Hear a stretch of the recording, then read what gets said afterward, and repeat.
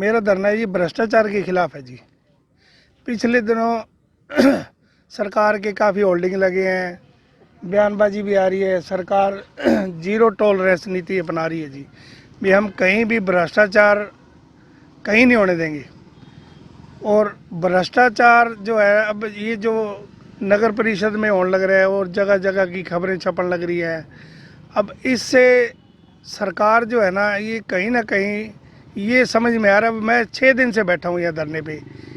सरकार की तरफ से भी कोई किसी तरह का कोई वो नहीं है, कोई सरकार का नुमाइंदा नहीं आया, कोई प्रशासनिक बड़ा अधिकारी नहीं आया। तो इससे ये प्रतीत हो रहा है भी कहीं ना कहीं सरकार की शरण है इनको, तभी इतने बड़े बड़े करोड़ों रुपए के घोटाले होने लग रहे हैं। कोई किसी तरह का किसी को डर नहीं है, कोई जांच एजेंसी का डर नहीं है।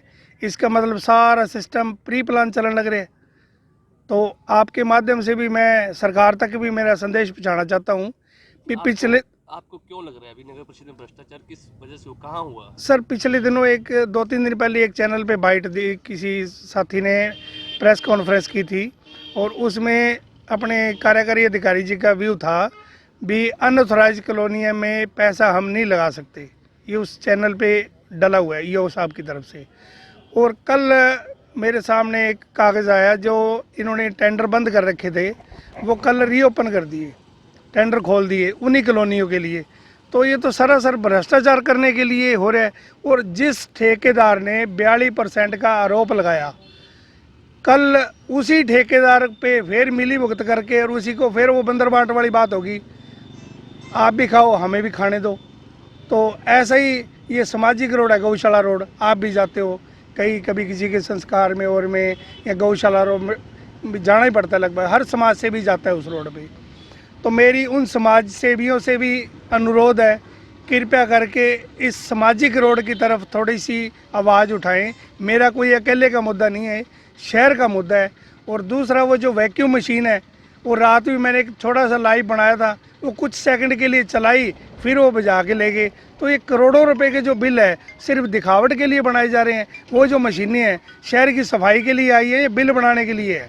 अगर बिल बनाने के लिए है तो उसको सार्वजनिक कर दो भी इस मशीनों के बारे कोई आवाज़ ना उठाएं। ये सिर्फ ये जो नगर परिषद के अधिकारी हैं इनके बिल बनाने के लिए आई हुई हैं और ये बिल ऐसे ही बनेंगे। या तो लिखित में वो जारी कर दें, नहीं तो शहर की सफाई पे ध्यान दें। वो सड़कों के लिए आई हैं, ये चौक चौराहे उसको दबा के और लोगों का ध्यान भटकाने की वो बातें ना करें। क्या मांग आपकी? मेरी यही मांग है, एक तो सड़कों में जो खड्डे हैं, हर सड़कों में सड़कें टूटी पड़ी है, करोड़ों रुपए के घोटाले होने लग रहे हैं। ठीक है, तो थोड़ा सा परसेंटेज फिर यहाँ भी सेट कर लो।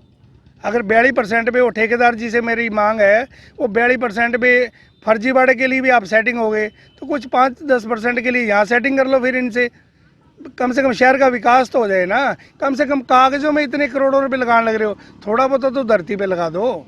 तो आप भी यहाँ कवरेज के लिए आए हो, आप भी सड़कों का हाल देखते हो, तो क्यों नहीं सुधार हो रहा? मैं आपके माध्यम से ये जो बातें आप मेरे से पूछ रहे हो, ये ईओ साहब से भी आप पूछो ना भी ईओ साहब, इतने बड़े बड़े घोटाले होने लग रहे हैं, इतने भ्रष्टाचार होने लग रहे हैं और आप कूक कूक के कहने लग रहे हो मैं ईमानदार हूँ।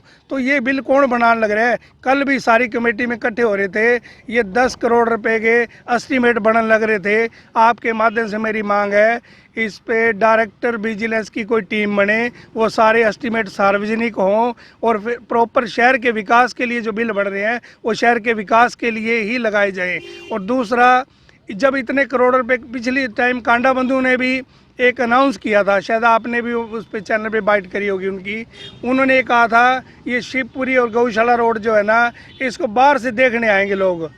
ठीक है, तो बाहर से तो क्या, अंदर वाले भी देखने को वो नहीं करते। और वहाँ के जो लोग रह रहे हैं उनसे भी मेरी गुजारिश है, कृपया करके इन लोगों के खिलाफ अपनी आवाज़ उठाएं। ये मेरे कल्ले का मुद्दा नहीं है, सारे शहर का मुद्दा है। और कम से कम एक सामाजिक दृष्टि से भी देखें, जब शिवपुरी पे करोड़ों रुपए लग सकते हैं तो उस रोड पे जाने के लिए क्यों नहीं लग सकते? ये तो है नहीं कोई लोग हेलीपैड पे आएंगे, चलो ये तो बड़े आदमी है तो बड़ी महंगी गाड़ियों में जाते हैं, इनको गड्ढे नहीं लगते। गरीब लोगों ने तो रोड पे पैदल ही चलना है। और वो जो अर्थी बेचारी जो मोटे पे लेके चलते हैं, जो गरीब आदमी है, उनसे पूछ के देखो सड़कों का क्या हाल है। महंगी गाड़ियों वालों का उन सड़कों के हालात नहीं दिखते।